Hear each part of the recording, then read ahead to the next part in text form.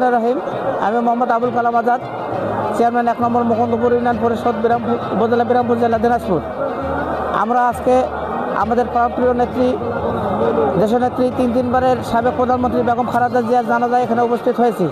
আজকে বেগম খালেদা জিয়া যে ত্যাগ, ভালোবাসা আমাদেরকে দেখিয়ে গিয়েছেন, আমরা সেটাকে আমাদের জীবনে বাস্তবায়ন করে আগামী দিনে বাংলাদেশ জাতীয়তাবাদী দলে গণতন্ত্র, সেই গণতন্ত্র অনুযায়ী আমরা দলকে সুসংগঠিত করব, এটা প্রত্যাশা রাখি। এবং আমাদের ভারপ্রাপ্ত চেয়ারম্যান জনাব তারেক রহমান আগামী দিনে এই বাংলাদেশকে যেন সঠিকভাবে নেতৃত্ব দিতে পারে। আজকে আমাদের ভারপ্রাপ্ত চেয়ারম্যান জনাব তারেক রহমান এতিম হয়ে গেলেন। আমরা মনে করব এই 18 কোটি মানুষ আমরা তার পাশে আছি।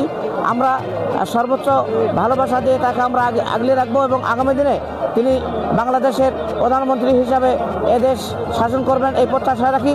আমাদের দিনাজপুর 6 আসনে মধ্যমণি ডাক্তার এজেএম জাহিদ হোসেন আগামী দিনে জাতীয় সংসদে আমাদের ধানের শীষের প্রার্থী। আমরা তাকে বিপুল পরিমাণে ভোট দিয়ে তাকে জয়যুক্ত করে এমপি বানাবো এবং তিনি মন্ত্রী হিসাবে আমাদের দিনাজপুর 6 আসনে উন্নয়ন করবে, এটা প্রত্যাশা করি।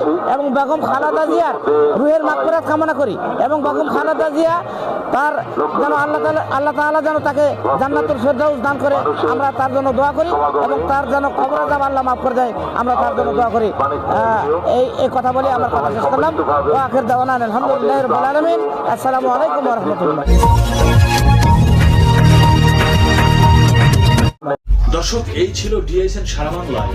ধন্যবাদ সাথে থাকার জন্য।